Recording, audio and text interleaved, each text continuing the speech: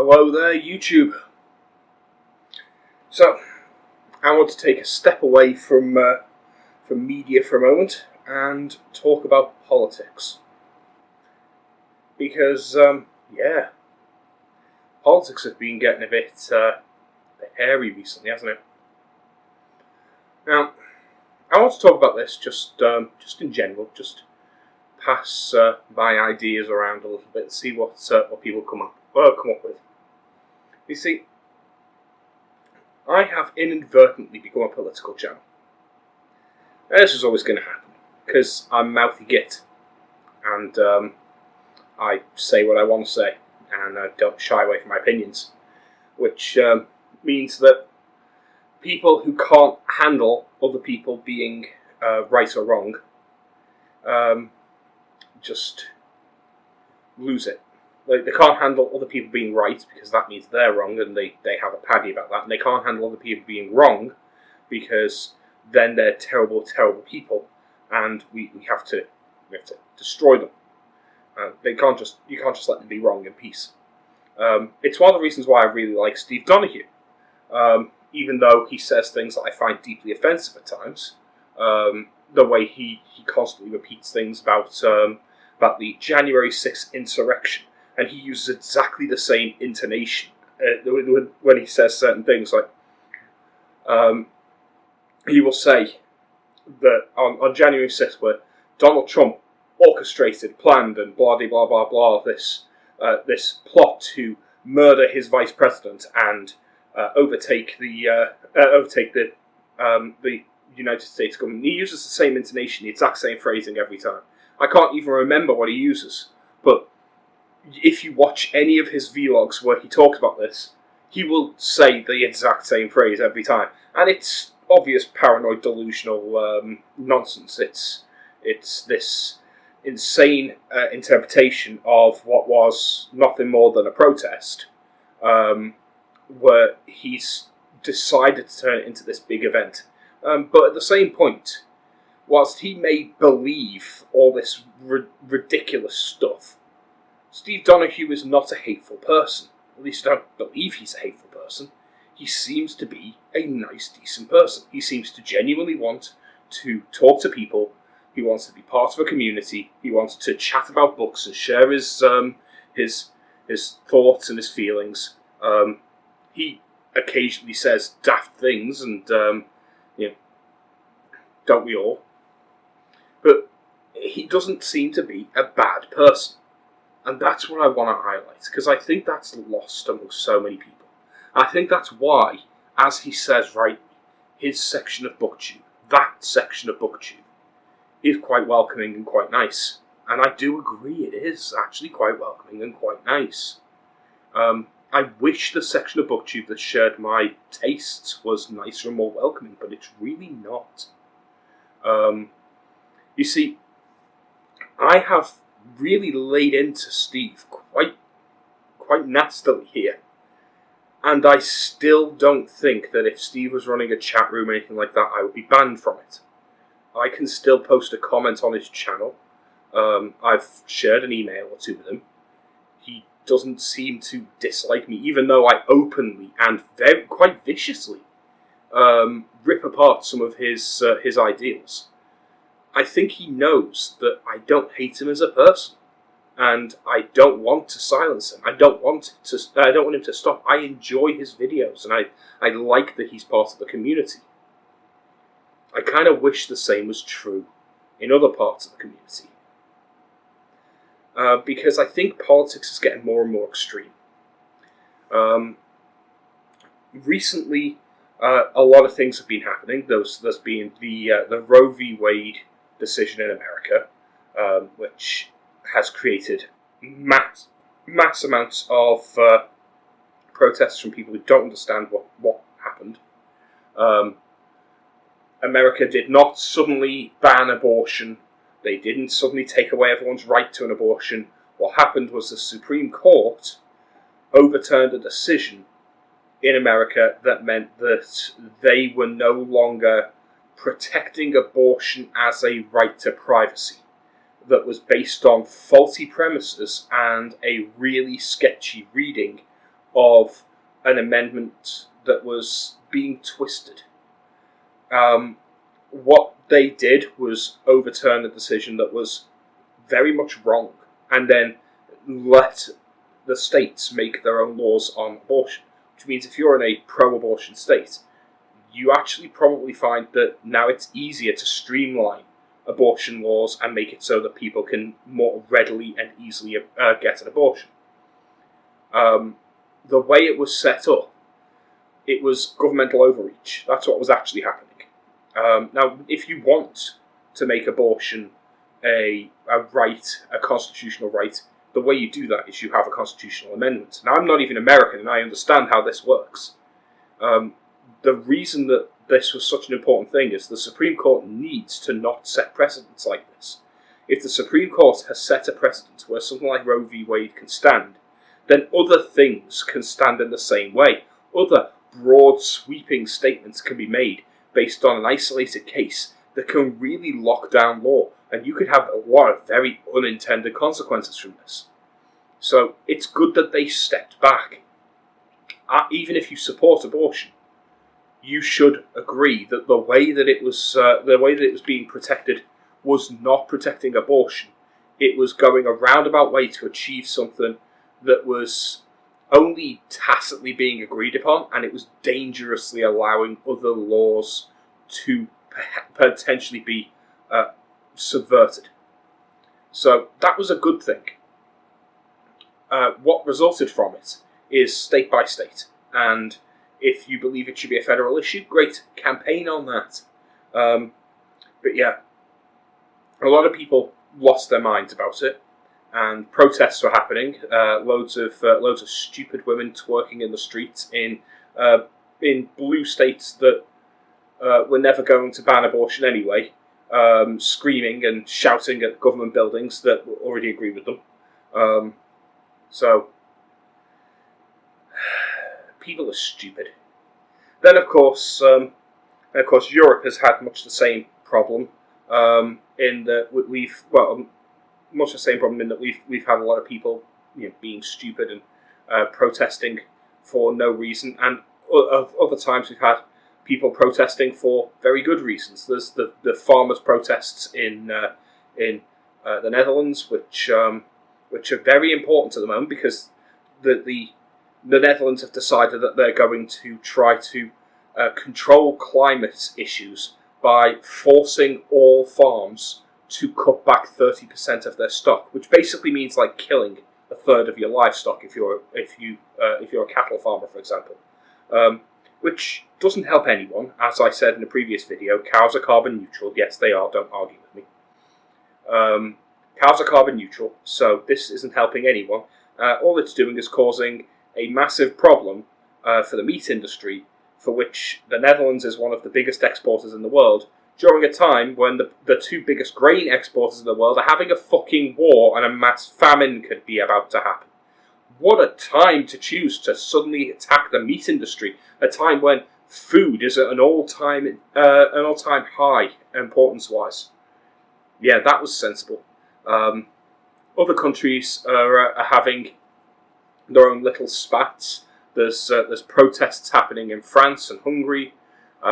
There's issues in Italy. The Italian government has collapsed, so that's great. Now Italy doesn't have a working government. Here in Britain, the Prime Minister resigned, so now we've got the Conservatives all scrambling to see if they can put themselves forward for the leader of the Conservative Party, of which the leadership fight has actually been going quite well. So far, at least from my perspective, it's been going well. So far, the austerity-based old Conservatives are out. We've lost both Jeremy Hunt and who was well named as Jeremy the Cunt Hunt. And we've also lost Suella Braverman as well.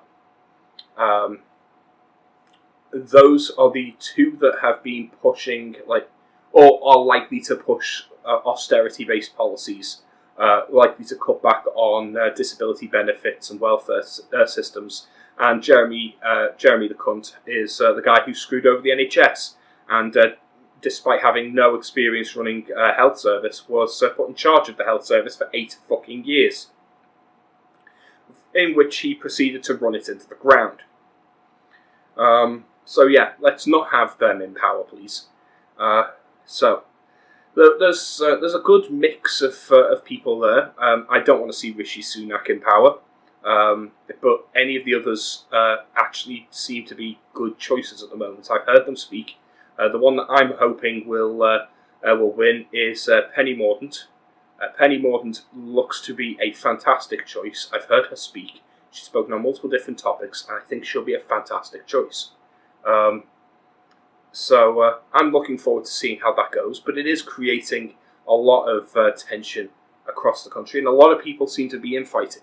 I think what you need to remember at a time like this is that, it's going back to the booktube thing, is that people need to start tolerating opinions other than their own. They need to start actually listening to each other. In the same way that on booktube, there are people who won't listen to me at all, that won't talk to me, won't communicate with me at all, across most of booktube, for no reason other than they've decided that I am some kind of evil entity. If they actually check, they'd find I agree with them on most of their policies. I'm largely left-wing. But because I'm anti-woke, and avowedly, pointedly anti-woke, they've decided I'm evil. But the same thing happens in politics across this country as well. There are many, many people that I've spoken to that will not vote Tory. Not because they don't agree with any of the policies, but because that's a Conservative. They've got the little C next to their name, they've got the blue badge next to their name, therefore evil, will not consider. I have personal friends who I've known for years and years who I have had to grind down for a long time before they would even look at a Conservative politician without looking like they've just had someone shit in their dinner. If you even suggest that they look at the Tory party, like, no, the fucking Tories, no. Why? Labour are a bunch of insane Marxists. Why are you voting for them? Because everyone around you's always voted for them. Your family's always voted for them, and that's your team. That's a stupid reason. Have you considered their policies? Have you actually seen their track record? Do you know if they're any good? I live in a strong Labour seat. I can tell you right now, they're fucking shit. The Labour Council up here, all they've done is fail to fix the roads, fail to collect the bins, fail to control crime, led to the closure of the gyms and libraries, and then being found guilty and arrested for a massive fraud case where they were siphoning money off the top. So that was Labour for you. I don't trust them as far as I can comfortably spit them. That's not to say that every Labour candidate is a bad candidate. When I was a kid growing up, this seat was one of the strongest Labour seats, and it had one of the most dedicated and one of the best MPs that it could have had. He stood for many, many years, and he not only helped me personally, but he's helped many, many people I know. He was a fantastic MP, and then as soon as he left the Labour Party, he got replaced by someone else, someone who doesn't know the area, doesn't live here, and of course the new guy won suddenly, because he had the right colour and the right letter next to his name. It's the way politics works. People are too focused on their way of thinking. And it's a shame. And the reason that this jumped out at me, the reason that I wanted to speak about this, is that I think I'm guilty of the same thing in some respects. I'm also a little bit too focused on the people that I trust and the people that I think about as people that are unfairly maligned. Because I'm often unfairly maligned, as you can see in booktube. Well, a video came out recently. This video was a over 2-hour video by Lawrence Southern. And oh my god, if drama on booktube is spilling the tea, then what Lauren did is throw a grenade in the teapot. She exposed so much hypocrisy and bullshit on the activist right side of politics across multiple countries. And it was amazing to watch, honestly. She started explaining the issues. I have an insect bite, by the way, if anyone's wondering. She started explaining issues that she had with Milo Yiannopoulos.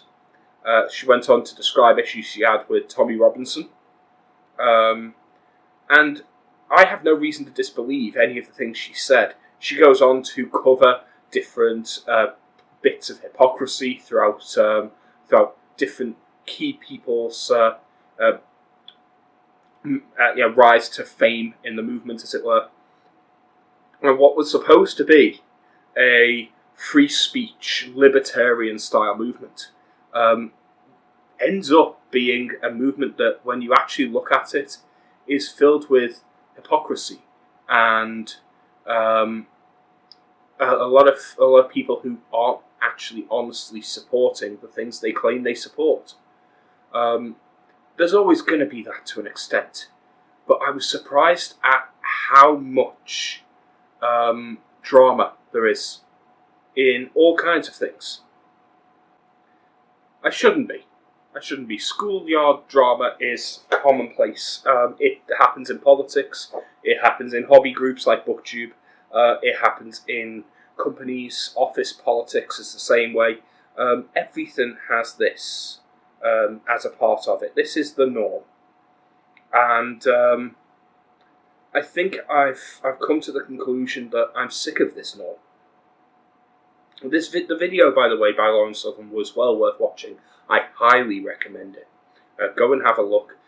Just because I always maintained that Milo and Tommy were given the short end of the stick, that they were unfairly maligned by a mass media that hated them because they were easy scapegoats. I know people who know them personally. I have never met either of them, but I know multiple people who have personally met them, personally spent time with them, and know them well enough that they can say whether or not they are or are not decent people. Or at least I thought I did. Maybe they don't know them as well as they thought they did. They've only met them a few times. But that's the thing.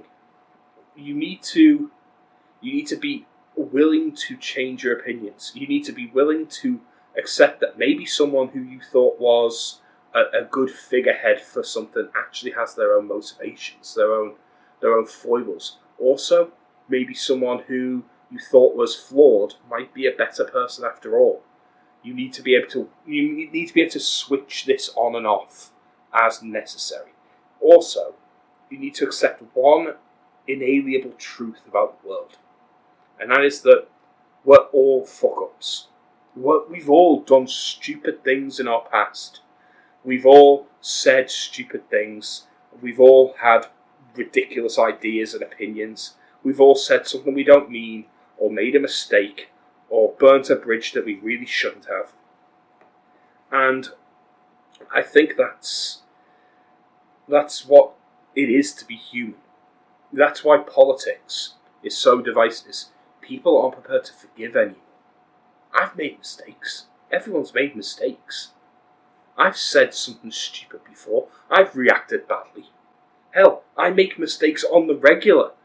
It was only very recently that I kind of lost my temper in the abortion debate on my own server and had a bit of a shout. And then I apologised and said, yeah, I'm too close to this debate. This makes me too angry and too upset. I can't have this debate. I'm going to leave. And I left that debate. And as far as I know, it's still active. I don't know if people are chatting in it. I've muted that debate channel. I have other moderators. They'll make sure that no one's actively breaking the rules. And if I was in any other chat room, I'd have been banned. And rightly so, because I'd have been banned because I was being unnecessarily mean. I was shouting and I was swearing and I was saying horrible things. But the thing is, this is why I like my Gilded Room, because you don't get banned for that in mine. You don't get banned for shouting and swearing and being abusive to someone, because maybe you've just had a bad day. Maybe you'll come back in 2 hours and apologise and everything will be fine. And I expect every member of my server to be okay with that. Because that rule will be the same when you do it. When you have a bad day and you shout at someone and you act like a dick, and then you realise, you know what, I had a bad day. Someone's knocked my car. I've got a dent in the side of my car. I got to work. Someone fucked up at work. The coffee machine was broken. It was a really hot day. I got back and suddenly the internet was off, and I had to spend 2 hours on the phone trying to get the internet sorted. I've had a bad day. Finally get online. Someone's saying something I don't like in the politics channel. Yeah, we all have days like that. And we need to be aware that we all have days like that. So, yeah, that's what I've been thinking about today. Because that video by Lauren Southern made me realise that every single person is flawed in ways that we don't know. It's something I've always known, but it's made me realise it. Even people that you look up to and go, okay, that person represents an ideal that I like, I respect that person for that. Deep down, they've done something stupid, and you need to account for that. Maybe don't put people on pedestals, and don't immediately assume people are bad either. Because even if you disagree fundamentally, even if you think someone is a crazy whack job, even if you absolutely hate their politics, you can find a common ground if you want to. You can see the good in people, which is why, even though, by the sounds of it, for every time I watch another video by him, I find that we disagree more and more. I will never hate Steve Donahue. Never. Because he seems like a decent, good guy. And even though they have been petty and banned me from their discords and pretend like I don't exist, people like Moyd from Media Death Cult, and the people from the Shelf Space Discord, like Alan from Library of Alexandria, I don't hate them either. I've watched their videos and I think that they're interesting people. They share my taste in books and I would like to get to know them. But I don't think the internet's a good way of getting to know people by the sounds of it. The internet doesn't actually let you get to know people. What it seems to do is let you see their worst traits and get offended at them. That's what it seems to be allowing. So, maybe we should reconsider how we go about things, and that's what I want to say. That's my little political, that's my little political penny for the day. Hopefully, it was an entertaining video. I'll talk to you again soon. Bye.